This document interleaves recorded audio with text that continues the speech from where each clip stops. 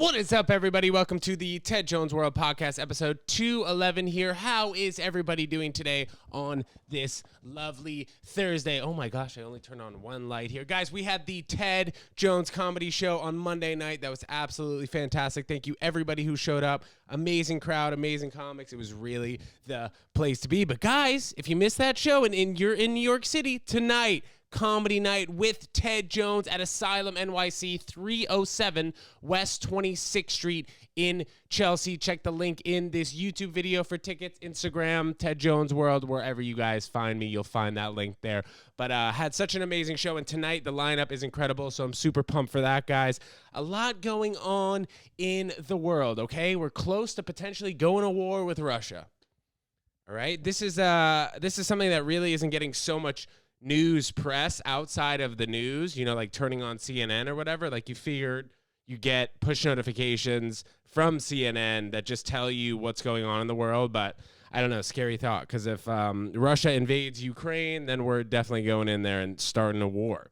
I don't even really know what that looks like, but we're on Ukraine's side, it seems like. So I don't know. Hopefully tensions freaking ease up, because that's hey, go frío con mi amigo. Anyway, on to lighter notes, guys. Yes, I still do buy weed from the bodega around the corner from my apartment. This is like, honestly, 25% of what an actual eighth would cost if I were to go to like a medical marijuana store. It's not like I wouldn't go to a medical marijuana place, but the $15 like club fee for the day, and then also 30% taxes, it just doesn't make sense. And then also when you're trying to get an eighth, it's more expensive. Guys, I'm a weed guy. You know, you guys might be red wine people, white wine people, whatever it is. But, you know, to each his own. So talking about football quickly, you know, we do have the Super Bowl coming up this Sunday. Very exciting. Halftime show looks absolutely lit.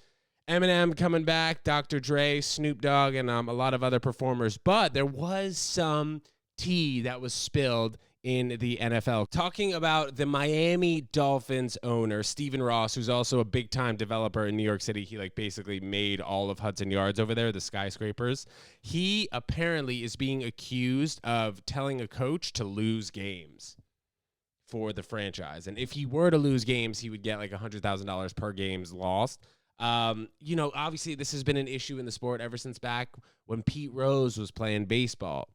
You know, shaving points, making the other team win, betting on your team, whatever that is. But if this is true, and Stephen Ross actually told a coach that he should lose games in order to help their position in the future, maybe the next year they get a better draft pick, or it works somehow better financially for them to lose, we got an issue here.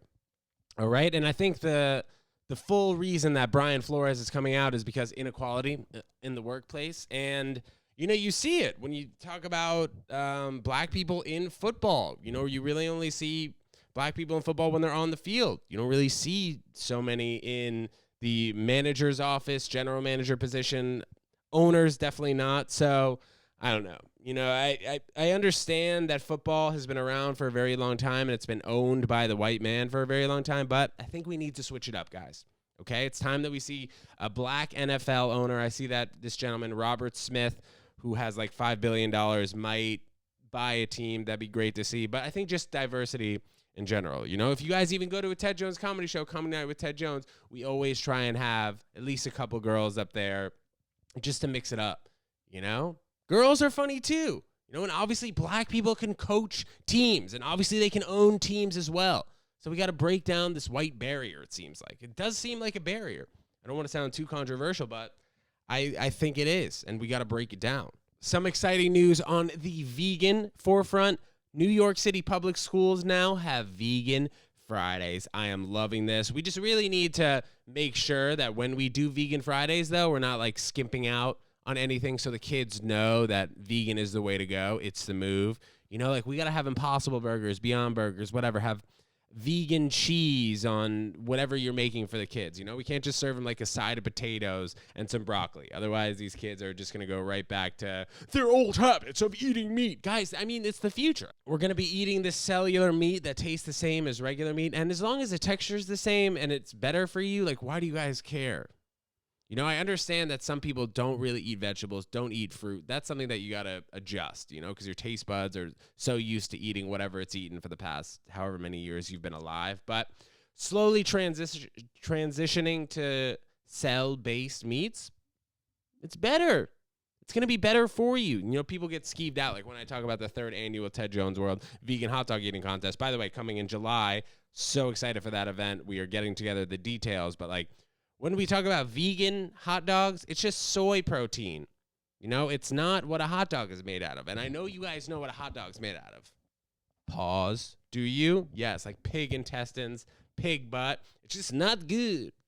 And also, what if there's an alternate universe where we only eat dogs and pigs are our pets?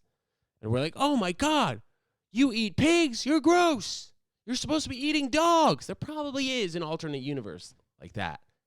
All right. If you guys have seen any of these environmental videos, you've seen Game Changers, you've seen What the Health, you've seen Super Size Me 2, you'll see, just even in these 3 movies, you'll see that the industry where we kill things with mothers and faces, it's just not right, guys. We're closing our eyes. I'd say the first thing you should start with, if you do drink coffee and you put whole milk in that coffee, knock it off. Either put oat milk in there, almond milk. There's so many different types of milk. Coconut milk. Or just drink it black. I drink it black. I used to not drink it black, but I think one of my ex-girlfriends got me onto it. It's kind of a weird thing to drink it black, but it just tastes so pure, and I feel like I'm ready to go. The Starbucks Ice Black coffee now, it's a little bit strong for me. It's maybe a little bit too black.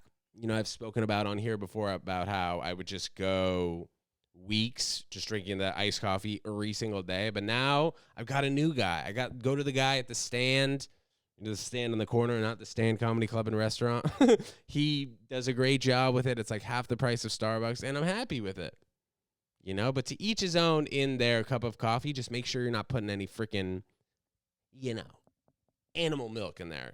All right? I went to the gym earlier today with no glasses on, no contacts in, and honestly, it was, I don't want to say life-changing, but it was just a very unique experience. I feel like I've never done that before, and just not being able to see is kind of a blessing.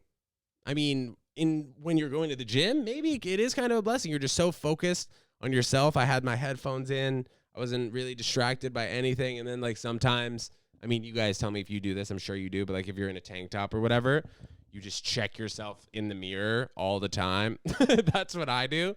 So like if you're wearing a tank top and you can't even see in the mirror, chances are you're going to have a better workout just because you're so focused on contraction and all that crap. Guys, I cannot wait for Comedy Night with Ted Jones tonight. If you guys are in New York City, make sure you get to that show. We have an amazing lineup for you guys set and ready to go. But we also have Ted Jones Comedy Show February 21st if you guys can't make that. And I will be in Miami opening for Hannah Burner February 20th, 8 p.m. Sunday night. So, yes, we're going back-to-back with me opening that show down there in Miami and then doing the Ted Jones Comedy Show on February 21st. So, a busy month, guys. Busy month. Who do you have in the Super Bowl this Sunday? I'm curious to know. Who do you got? I wish the Jets would make the Super Bowl, man. It's crazy that the Jets nor Giants play in New York.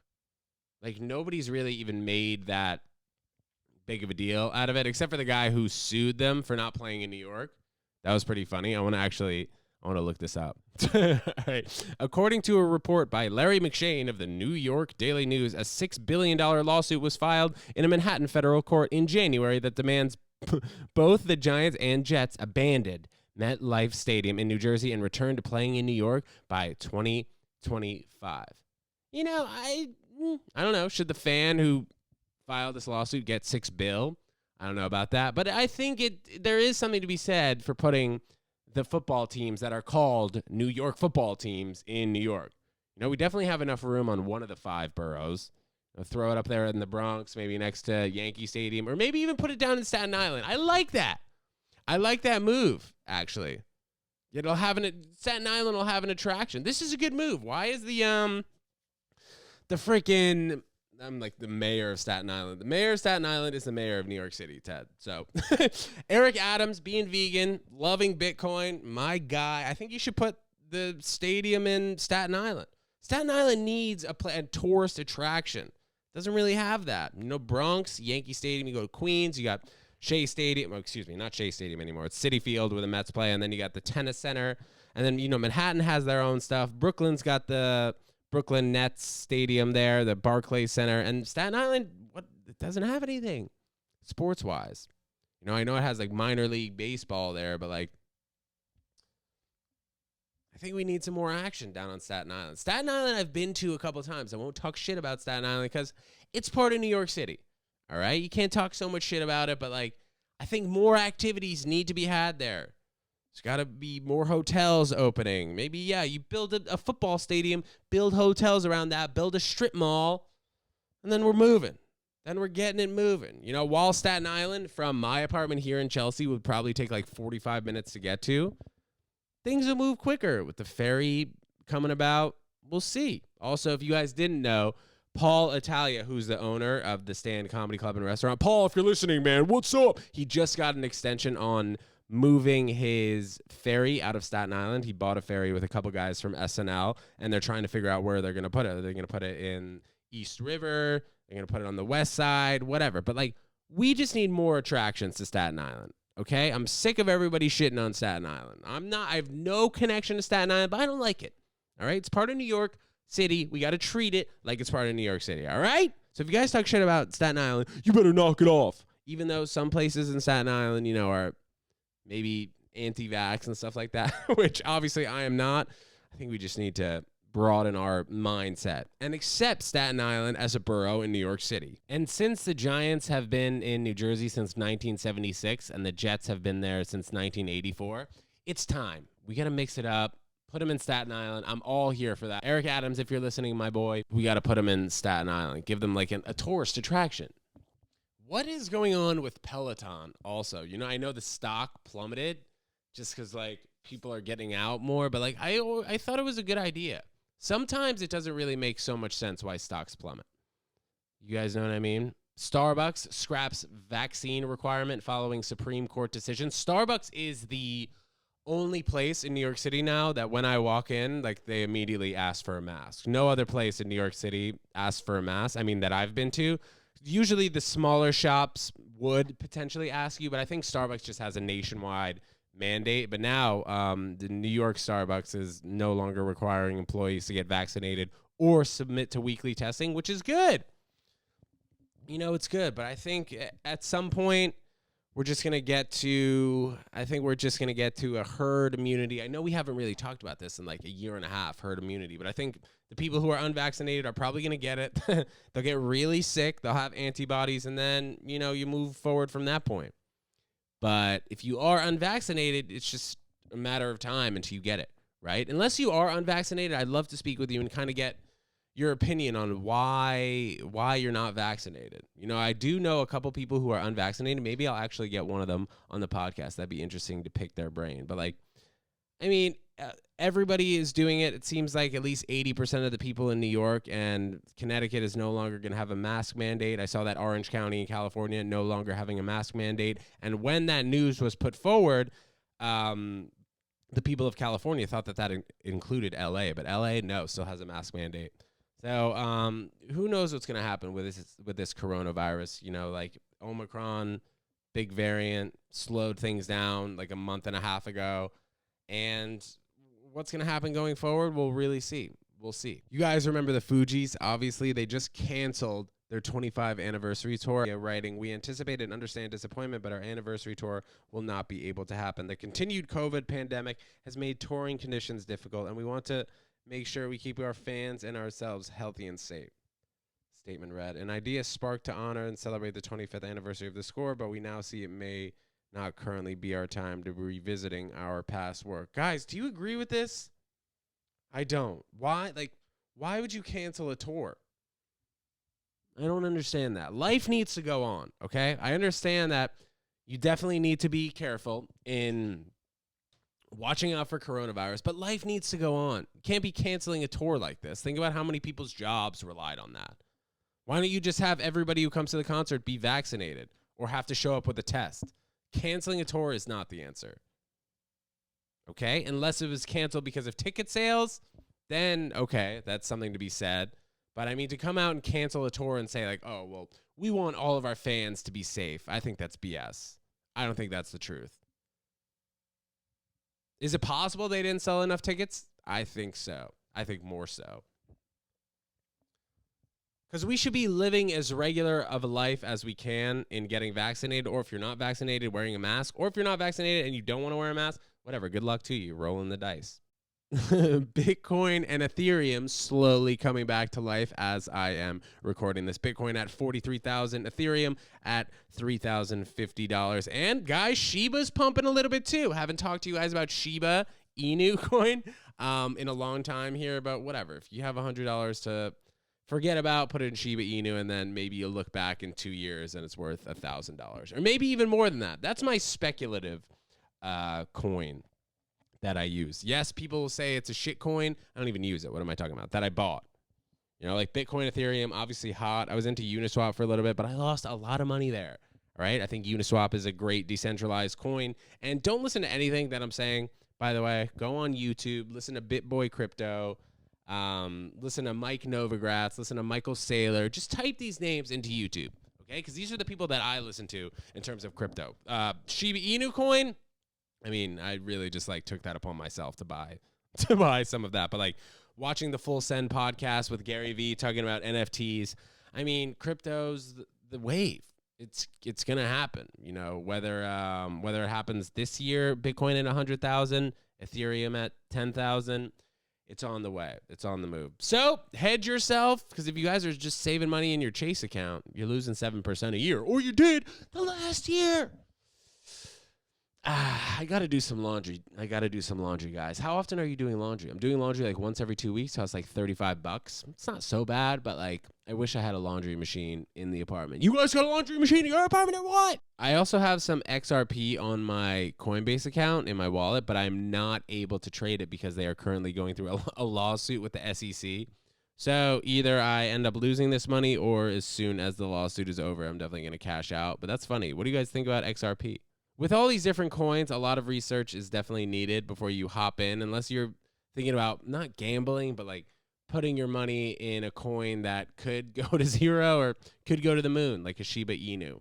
I don't like giving you guys advice on this podcast because I remember like one of the first 3 episodes, I think, it was probably like episode 3, amateur stock picks. I was like, yeah, you got to buy MedMen, Beyond Meat. And it's just, it takes so long because those companies are such future companies. You know what I mean? Like there is a MedMen in New York. There's one in Miami, but the one in New York and Miami, you need to have a medical marijuana card for the state in order to purchase anything in there. And then in LA, you could just walk in. It's like the Apple store. If you guys have ever been there, or if you're in LA, definitely check it out. MedMen. It's like fully has all the details on the weed. It's not like you eat an edible and then you're like, all right, well, hopefully I don't get insanely high that I have to go to the hospital and my heart is beating 200 miles an hour. But like, the future companies, I don't see how you can go wrong. Jeff Bezos once said that he invests in companies that he thinks will change how we live. So, Beyond Meat, yeah, I think it's going to change how we live. I'm not talking about stocks. I'm just talking about the trajectory of the company. You see, we have Beyond Chicken and KFC that I still need to try, yes. And if you guys have tried it, you let me know. TEDJONESWORLD@gmail.com. Speaking of TEDJONESWORLD.com, we have a juicy email today. Hey, Ted, I'm visiting from Chicago. I'm here for a week. I definitely want to try a few vegan places. What are some restaurants that you can recommend? All right, well, you know, since we're not sponsored by these vegan restaurants, you know, I can still give them a shout out, obviously. So I'd say, okay, you got to go with Veggie Grill. Veggie Grill, we did a vlog on. It was like vlog 11 or 12. Check that out.